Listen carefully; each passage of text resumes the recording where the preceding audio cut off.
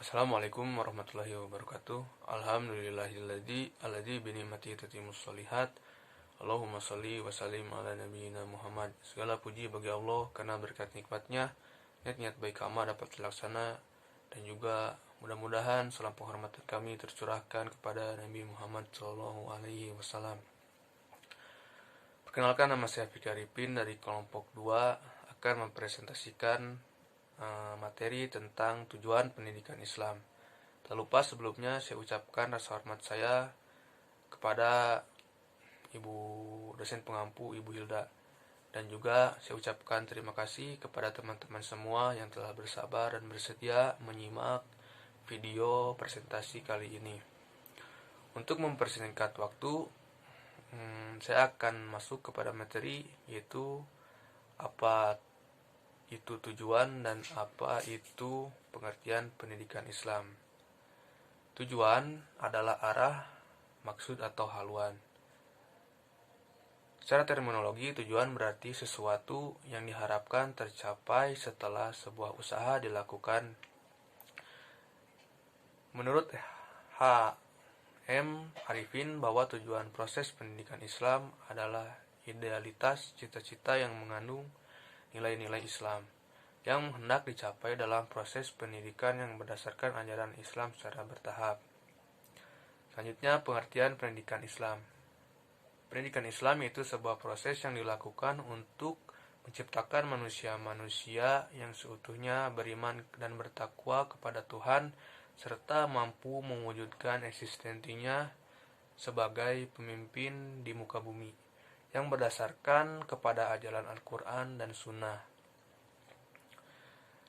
Tujuan pendidikan Islam memiliki beberapa prinsip-prinsip yang harus dipegang.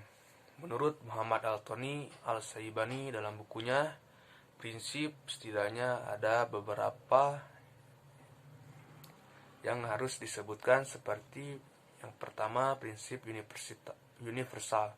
Dalam prinsip ini, prinsip yang memperhatikan seluruh aspek kehidupan yang mengitari kehidupan manusia, baik aspek ibadah, akhlak, dan muamalah.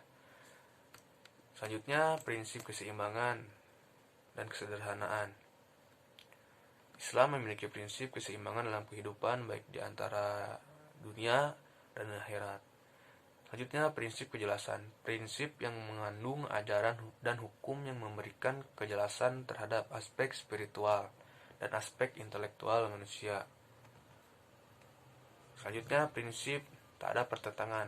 Pada prinsipnya, sebuah sistem di dalamnya terdapat berbagai komponen yang saling menunjang dan membantu antara satu dan yang lain. Selanjutnya, prinsip realisme dan dapat dilaksanakan. Sebuah prinsip yang selalu menjunjung tinggi realitas atau kenyataan dalam kehidupan. Selanjutnya, prinsip menjaga perbedaan antara individu. Prinsip yang menjaga terhadap perbedaan antara individu, baik dari segi kebutuhan, emosi, tingkat kematangan berpikir, sikap, dan mental anak didik. Dan yang terakhir, prinsip dinamisme, yaitu prinsip yang menerima perubahan serta perkembangan dalam rangka memperbarui metode-metode yang terdapat dalam pendidikan agama.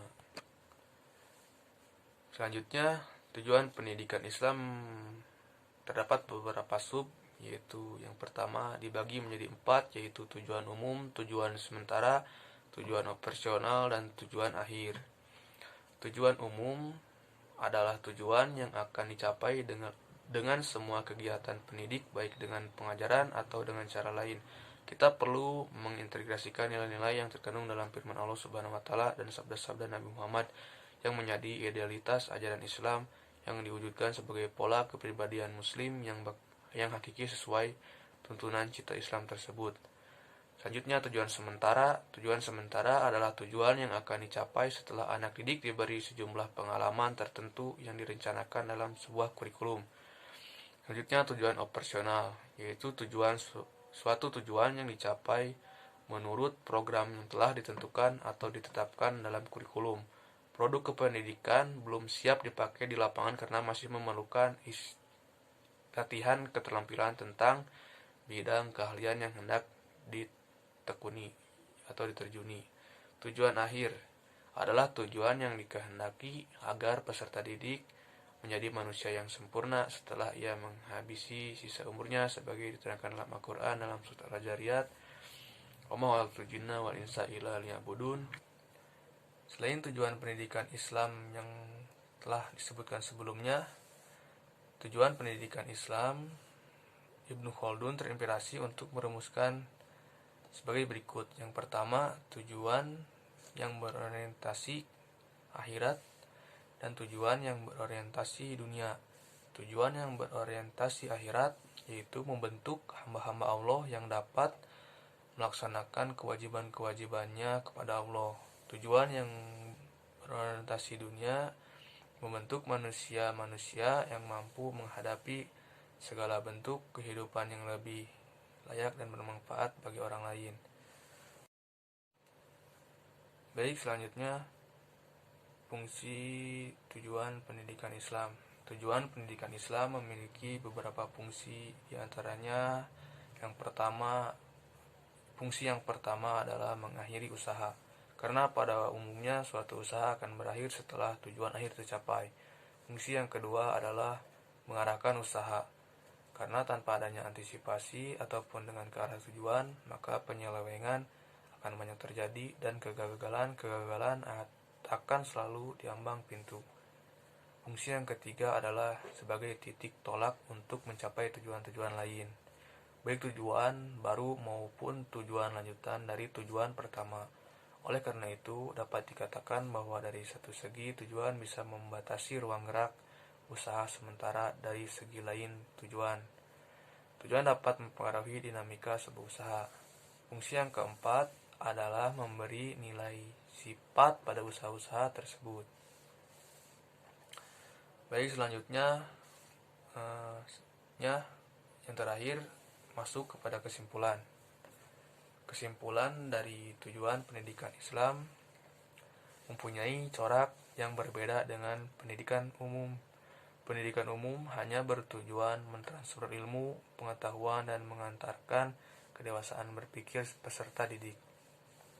Berbeda dengan pendidikan Islam yang mempunyai tujuan lebih. Pendidikan Islam berpandangan bahwa hubungan antara manusia, Tuhan, dan alam semesta tidak dapat dipisahkan. Tuhan dipandang sebagai sumber segala yang mewujud, termasuk manusia dan alam semesta. Dalam pendidikan Islam yang terpenting adalah bagaimana menyadarkan peserta didik untuk tahu tentang dirinya sendiri sebagai makhluk ciptaan Tuhan dan makhluk yang hidup di alam semesta ini. Oleh karena itu, tujuan pendidikan Islam adalah mengarahkan peserta didik untuk sadar terhadap diri dan bertanggung jawab sebagai makhluk ciptaan Tuhan dan makhluk sosial, serta membimbing selalu untuk menjadi manusia baik dan benar sebagai perwujudan Khalifatul Ard. Baik, sekian dari saya. Mohon maaf bila banyak kekurangan. Wassalamualaikum warahmatullahi wabarakatuh.